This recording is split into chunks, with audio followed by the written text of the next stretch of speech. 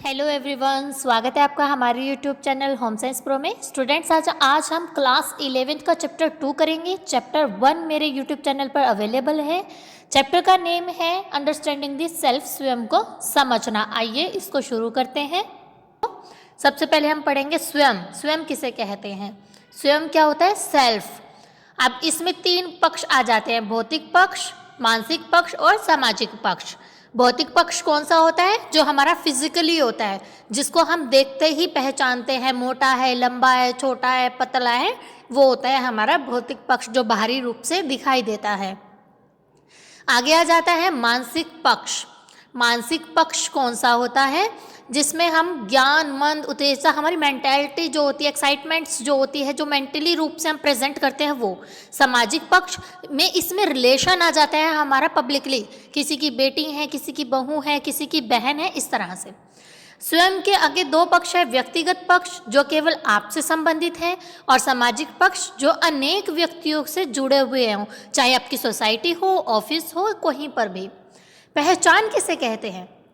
एक ऐसी अनुभूति जिससे लोग हमें पहचानते हैं, जो हमारी खूबी है या फिर जो हमारे साथ जीवन भर चलती है। हमारा कोई भी ऐसा टैलेंट भी हो सकता है, बाहरी रूप से कोई भी हमारी सुंदरता भी हो सकती है, कुछ भी हो सकता है। जैसे हम कहीं जॉब करने जाते हैं, वहाँ पर हमें हमारे वर्क से पहचाना जाता है, या हमारी पर्सनैलिटी से पहचाना जाता है, हमारे बिहेवियर से पहचाना जाता है। ठीक है, इस तरह से। स्वयं कल्पना क्या है? व्यक्ति का विवरण है। जैसे आयु हो गई, उसकी एज हो गई, ठीक है, वो बाहरी रूप से जो दिखता है वो। स्वयं का विकास, जैसे जैसे व्यक्ति बड़ा होता है, उसके स्वयं का निर्माण होना शुरू हो जाता है, उसका विकास होना शुरू हो जाता है। शैशव काल के दौरान स्वयं की उत्पत्ति होती है। 18 महीने तक स्वयं की छवि की पहचान शिशु करने लगता है। जब वो 18 महीने का हो जाता है, तब उसे पता चलता है कि ये मैं हूँ।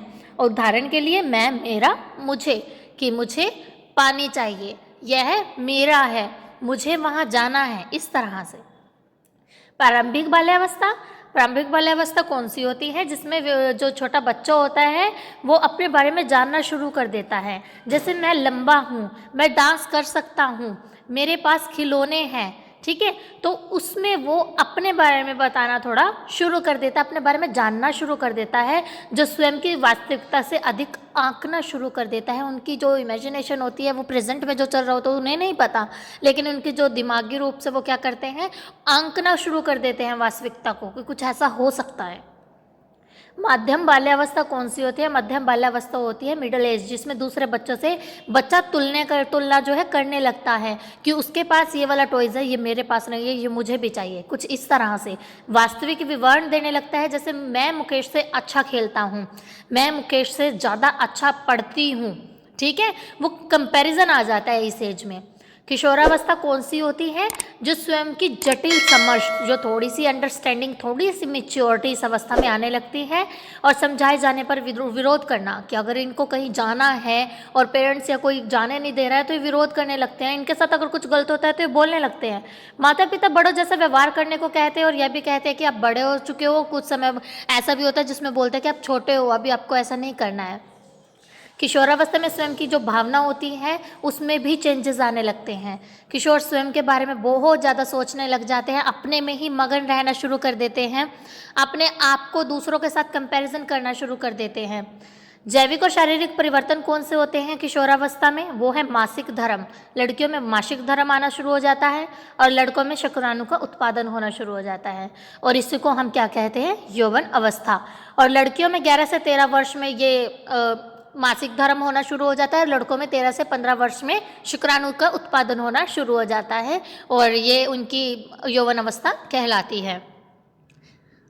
आगे हम बात करेंगे यौवन आरंभ। जैसे सामाजिक पक्ष में यौवन आरंभ के साथ ही लड़कियों पर बहुत से प्रतिबंध लग जाते हैं, बहुत सी उनके पास रूल रेगुलेशन बनने शुरू हो जाते हैं परिवार में उनके लिए। भारत में अधिकांश किशोर क्या होते हैं? अपने माता पिता पर ही निर्भर होते हैं। जब तक कि उनकी जॉब नहीं लग जाती, तब तक माता पिता ही उनका खर्चा उठाते हैं। इस अवस्था में मित्रों का दबाव सकारात्मक नकारात्मक दोनों हो सकता है, क्योंकि जैसी संगति हमें मिलती है वैसा प्रभाव हमारे ऊपर होता है। अगर पॉजिटिव संगति होगी तो सब कुछ पॉजिटिव होगा, हमारे नेचर पॉजिटिव होगा। अगर नेगेटिव संगति मिल जाती है हमें, तो उसका असर भी नेगेटिव ही दिखाई देता है, प्रभाव नेगेटिव ही होता है। इस अवस्था में पारिवारिक माहौल अच्छा होना बहुत ज़रूरी होता है, क्योंकि बच्चा हमेशा सबसे पहले अपने परिवार से ही सीखता है। भावनात्मक परिवर्तन कौन से होते हैं? पहले हमने बायोलॉजिकल पढ़े हैं, अब हम इमोशनल चेंजेस पढ़ रहे हैं। इमोशनल चेंजेस में जैविक परिवर्तनों के कारण क्या होता है, हमारे इमोशंस में भी परिवर्तन होना शुरू हो जाता है। अपने प्रति नकारात्मक विचार रखने में किशोर खुद को अन्य लोगों से कम समझ सकते हैं, कि जैसे लड़कियों में देखा जाता है कि वो बहुत अच्छा फिगर ले रही है, मैं तो मोटी हूँ, मुझे तो पिंपल हुए हैं, मेरा रंग अच्छा नहीं है, मेरे पास कपड़े नहीं हैं। कुछ इस तरह से जो है नकारात्मक विचार उनके अंदर आने लग जाते हैं, कंपैरिजन की वजह से उनका मूड स्विंग्स होने लगता है। ठीक है, आगे नेक्स्ट आ जाता है संज्ञानात्मक परिवर्तन। आयु बढ़ने के साथ साथ बुद्धि का विकास होने लगता है, कि एज तो बढ़ रही है, हर एक स्टेज कवर कर रहे हैं हम, उसके साथ साथ क्या होता है, हमारी मेंटली डेवलपमेंट भी होनी शुरू हो जाती है, जिसमें मेमोरी, इमेजिनेशन, थिंकिंग, रीजनिंग का भी डेवलपमेंट होता है और विश्लेषण भी हम कर सकते हैं इसमें। ठीक है, इन सभी चीज़ों पर संज्ञानात्मक परिवर्तन जो है इस एज में, किशोरावस्था में आने शुरू हो जाते हैं। तो आज का टॉपिक हमारा यहीं पर ख़त्म होता है। आशा है कि ये वीडियो आपके लिए बहुत हेल्पफुल रही होगी, और जो क्लास 11 का फर्स्ट चैप्टर है वो मेरे चैनल पर अवेलेबल है, आप वहाँ से देख सकते हैं। और प्लीज़ मेरे चैनल को लाइक, शेयर एंड सब्सक्राइब ज़रूर करें। Thanks for watching the video.